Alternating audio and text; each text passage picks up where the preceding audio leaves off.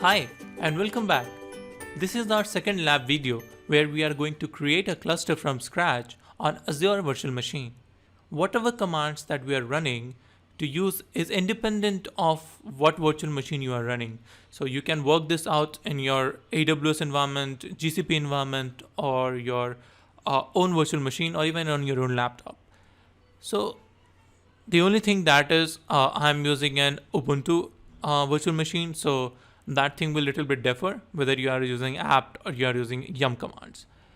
So the package manager might differ. So we need to define the goals and non-goals for this video so that we don't get ourselves deviated from the topic. So let's discuss what are the goals for this video. In this video, we are simply going to create an nginx deployment with kubectl run command or kubectl create deployment command. Next, we'll expose it with service on port 80 and finally try to connect it to our pods using the service IP. Simple, isn't it? Okay. So what are the things that we don't care about? We don't care about security, we are not caring about scalability, neither high availability. All these things will be taken care in our Kubernetes the hardware section, where we'll generate certificates, kube configuration files, and a lot more stuffs. The primary focus for this video is simplicity. Let's start our lab. So this is going to be our first lab, and let me log into my Azure portal and create a new resource with a new virtual machine.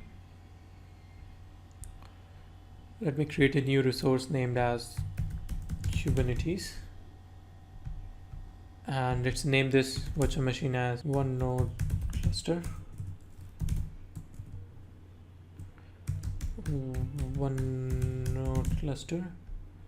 and mark it as EU, means Europe, US, East US, and let everything be as it is. So change the password to username to cloud user and enter your password.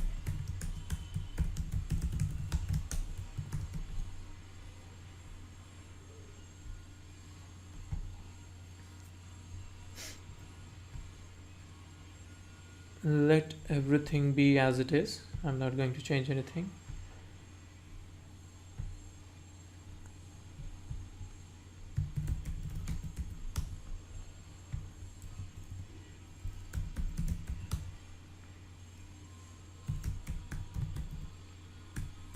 And let's create this. So it will cost you around 5.5 rupees per hour. Our resource is created. Let's see our resource, and we'll use the IP address to log in. So SSH.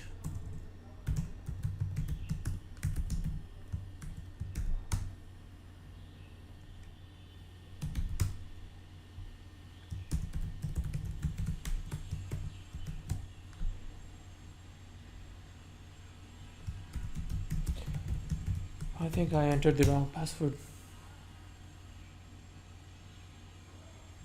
Okay, so we are logged in.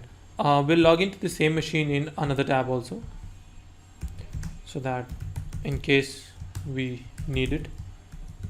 So the same machine is open in both the tabs. Next, we are going to start setting up our cluster. So let's start the journey.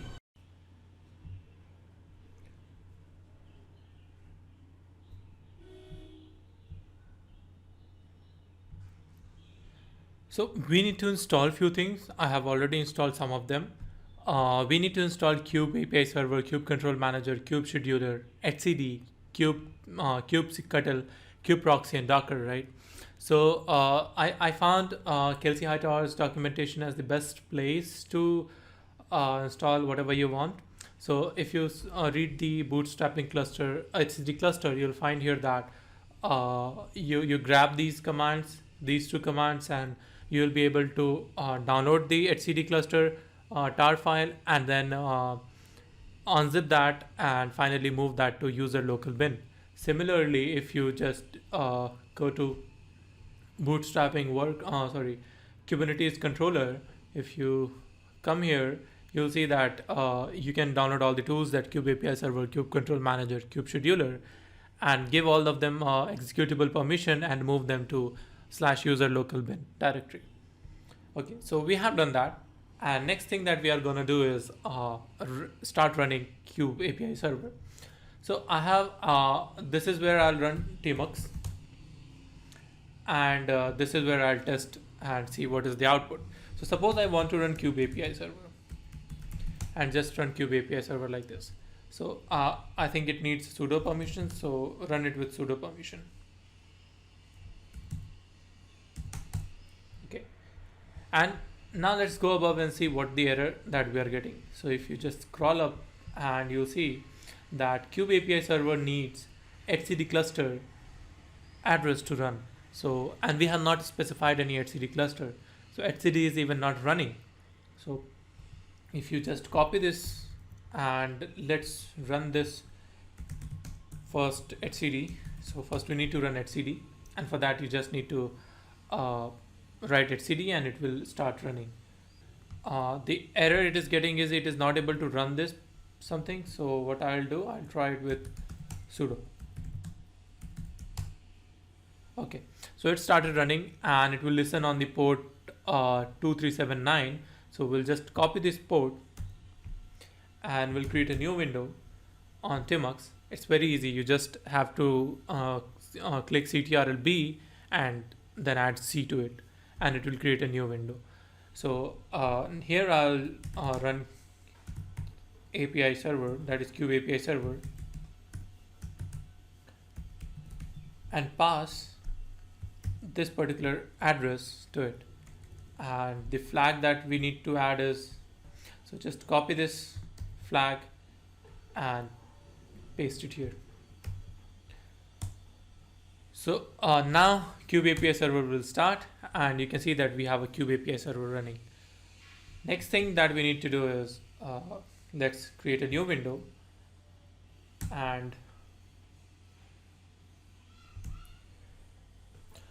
so now we need to run few commands to see what kube-ctl does. So if I now write if I now write kube-ctl get pods, you'll see that the error is something else. Now we are seeing that there is no resource found in the default namespace. So by just running kube-apiserver and etcd, we are able to communicate with our Kubernetes.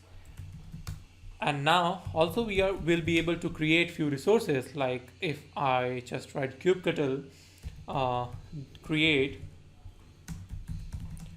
deploy, means I want to create a deployment named as nginx and with image nginx, and I want to add a replica set to this. So what I can do is kube-ctl scale deploy nginx -- replicas equals to 3. So I have added 3 replica to it. So now if you write kube-ctl get all, you'll see that we have an nginx deployment there, and it needs 3 replicas and 0 of them are ready. So can you guess why we are not getting replica set here? Why only a deployment? The reason is we have created a deployment what our user asked us to do, right? Our user asked us to do create a deployment that API server went to etcd and asked him to add a deployment to its database. But after this, the work of control manager comes. So now the control manager will see that the control manager's controller, this time the deployment controller, will see the etcd, that is, it is continuously watching the etcd cluster, and it will see that there is a deployment, and based on that deployment, it will ask API server to go and create a replica set. So for this, we need a controller manager to run, right? And in fact, the replica set controller will run and say that, say API server to generate the pods. So the thing that is missing here is control manager. So we need to add a control manager. So just test, open the test tab and write control kube-controller-manager. And again, you see the error that it needs a master to run and it is not having a master.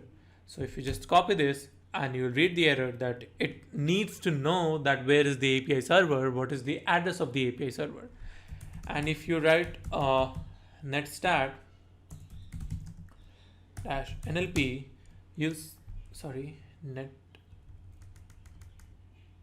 okay. So you'll see that our API server is running on port 8080 and also it is listing on port 6443. So what we are going to do, we are going to just provide this port 8080. So come back to our Tmux and write here Kube-controller-manager and provide master equals to this. So our Kube controller started running, right? And watching the pod. So if I just go back a step, means in the previous pod, on the previous window, here you'll see that it is throwing some error. But before showing that, I want to show you that what if we write kube-controller get all. This time you'll see that a replica set has been created. But why not pod? Why pods are not being created? Controller manager replica set controller should go and create a pod, but there is something that is holding it to create a pod. And what is that? So if you read this error, it is throwing an error saying that error creating the pod. The reason behind it is because there is service account. Means there is a problem with service account. And what is the problem here? Let me go to the documentation and you'll see that disable admissible plugins, and this is actually enabled by default, right? Admissible plugins are enabled by default and we need to disable it for this to work.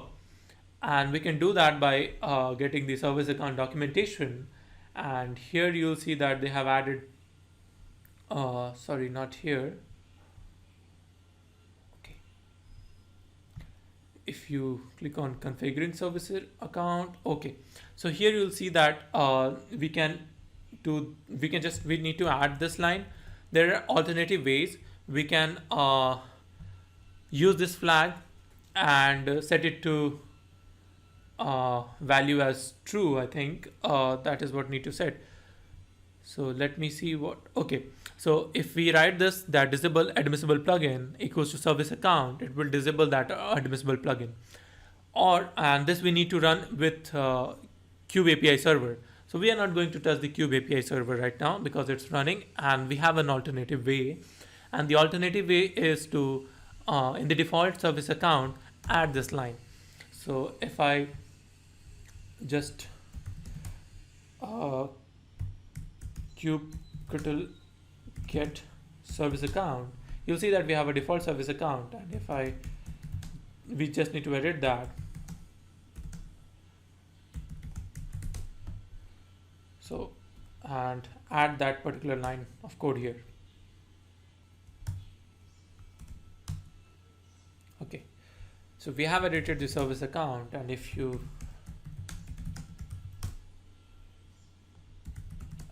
write kube-controller get all, within some time you'll see that a pod is created. So let's wait for that to create, because in the Kube-controller-manager that error will be gone, and because it has not tried yet, let it try again and see what the output that we are getting.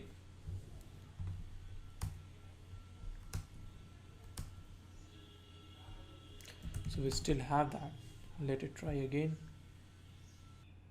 We'll discuss about this, that what is the leader lease and all these things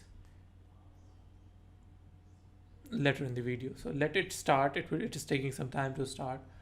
I think that, okay. So now if I run kube get all, you'll see that we have pods, and 3 pods are created and they are in pending state.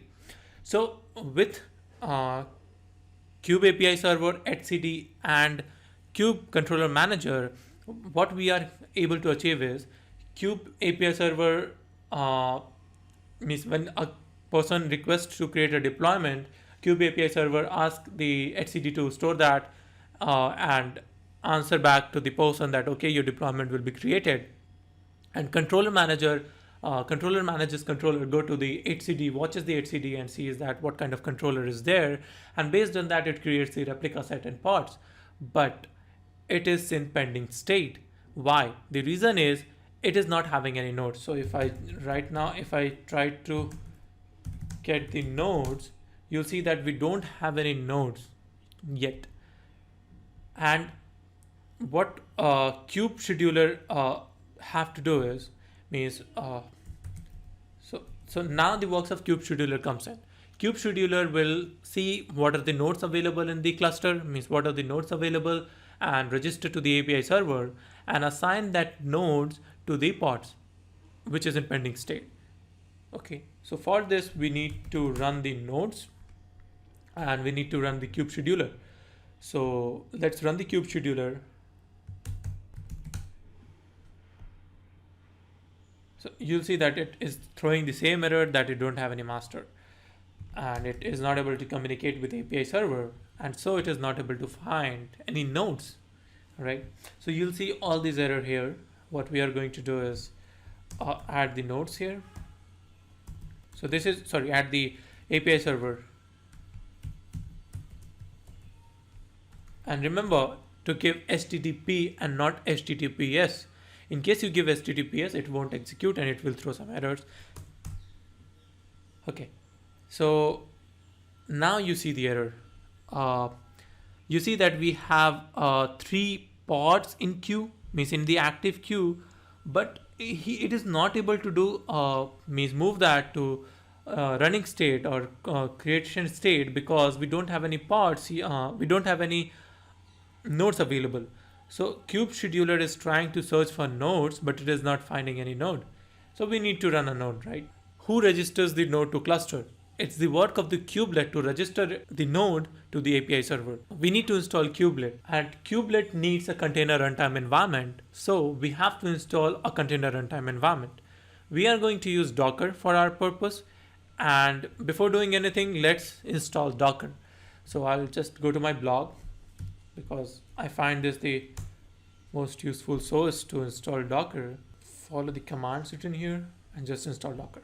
Let me remove if I have any Docker runc or containerd, though I don't have anything, so it's okay. And then update it. It will take some time, and finally install some of the requirements of Docker, and then add the Docker official GPG key.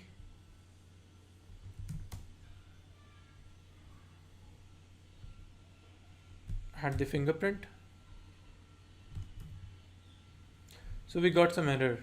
Let me, I think C was missing. We have added the fingerprint, and then we'll just add the stable repository of Docker. And finally, run update and install Docker, containerd, and rest. So now our Docker will be installed. So that is all we need to do to install Docker. I'll provide this link, and you can just go to the link and get the Docker running on your system. So for now, we have installed the kube-apiserver, HCD, Kube-controller-manager, and kube-scheduler. Means these are running on our server, and they are able to communicate. And step by step, we are seeing that what is the problem we are facing, right? So let this install. It will take a minute or two. I'll get back to you after this. Okay, so Docker is installed. Let's stop the Docker.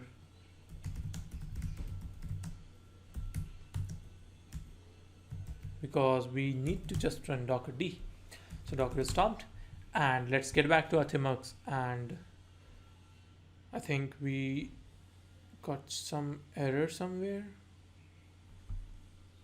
Okay, so leader selection lost. There's some error. No problem with that. We'll just run again. But before running scheduler, I want to let's run kubelet in the new window. Kubelet needs docker d, so we need to run docker d. So it needs sudo privileges. Okay, so Docker-D is running. That's the easiest thing. And now we'll run kubelet.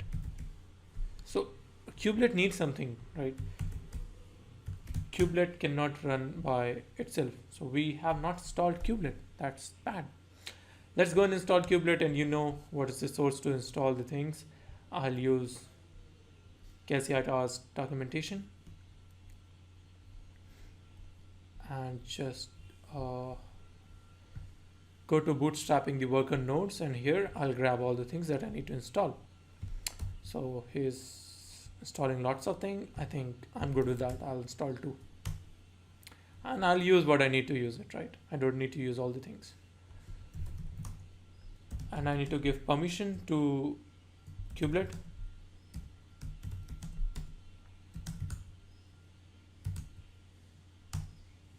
And move kubelet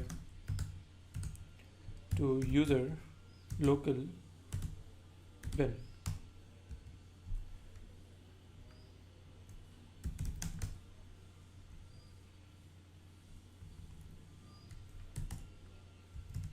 Okay, now if I try to run kubelet,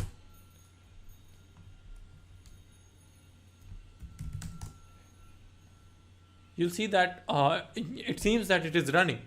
Kubelet can run in standalone mode. If you pass a YAML configuration file, it can run pods, but we don't have to run kubelet like this. We need to make kubelet communicate with our API server. And for that, we need to at least we need to pass the kube configuration file to our kubelet. So before this running kubelet, we need to create a kube configuration file. And for that, let's run kube configuration. So there are many ways to do that. You can produce a YAML file, you can write it from scratch, you can search on internet. I'll go and search on kube-apiserver's documentation, where he has created lots of configuration file, and I'll edit it in my notepad. So here you can see that he has generated lots of configuration files, and we need just this one. We'll edit it according to our needs. So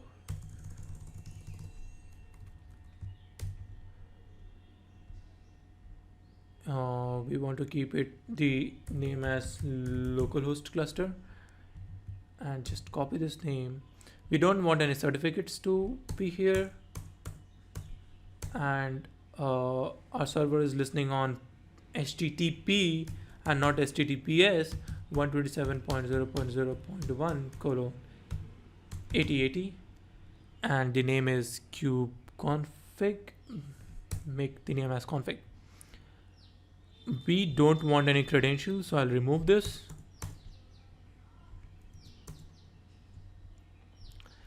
Set the context as default, and cluster name is localhost, and the user, we don't have any user, so I'll remove this line from here, and the name of the kube config is this, and we'll run kube-config set use context default, and pass the kube configuration file here. So this is what we are going to pass, and thus now just copy this and paste it here. Okay, so now if you do ls, you'll see a kube configuration file, and if you want to see what is there in configuration file, you can just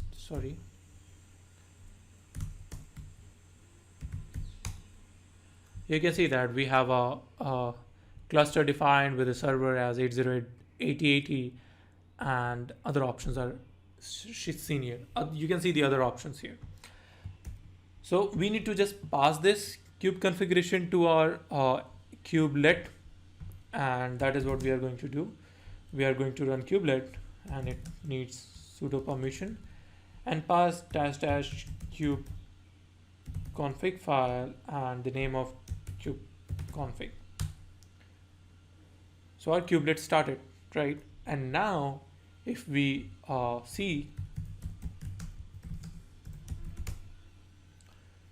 so So you'll see that our node is registered to our API server, and that's interesting. So now if you just run kube control get pods -o Vide, you'll see that the pods are in pending state, and I think we have run scheduler, right? So okay, let's do one thing: kube control get pods and make it as -w. Okay, so it will watch for the pods here, and let's fix few things here. Like we have registered our node, and now let's see what is the problem with kube scheduler. I think docker d is running and kube scheduler stopped running, so there is some problem with it, and what we are going to do is run kube scheduler again. So we are successfully able to create the pods, I think. Okay, so let's see what we are getting here, because kube scheduler is able to acquire the lease, and let's see what if it is able to create the pods or not.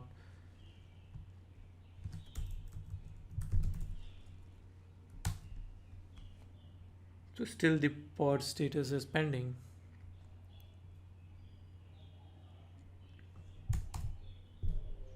I don't know why it's taking so much of time.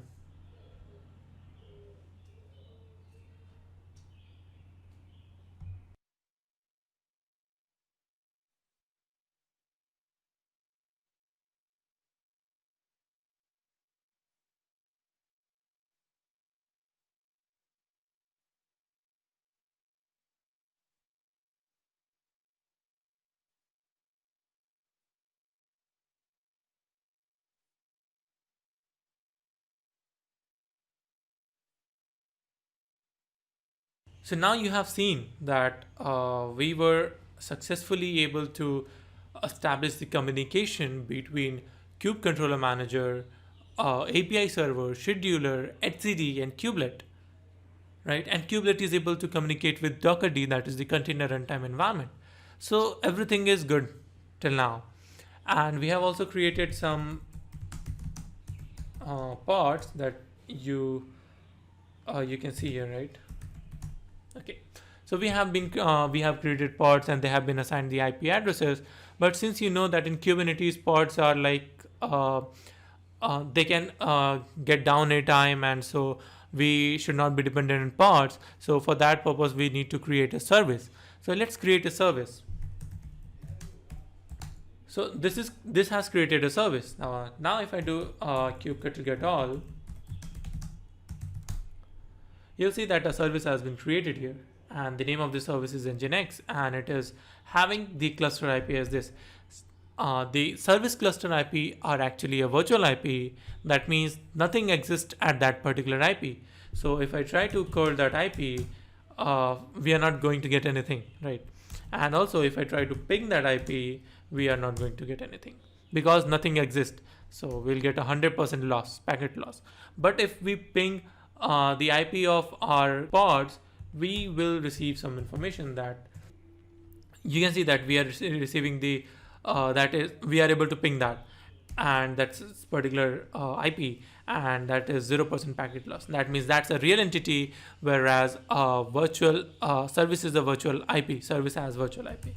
So what we need to do, we need to curl this IP such that we need to call this IP, the service IP, and we need to call our pods, that is the 3 pods. So that service acts as a load balancer also, and we can be dependent on the service IP as it is a stable IP. So for this, what we need to do? We need to do some magic, right?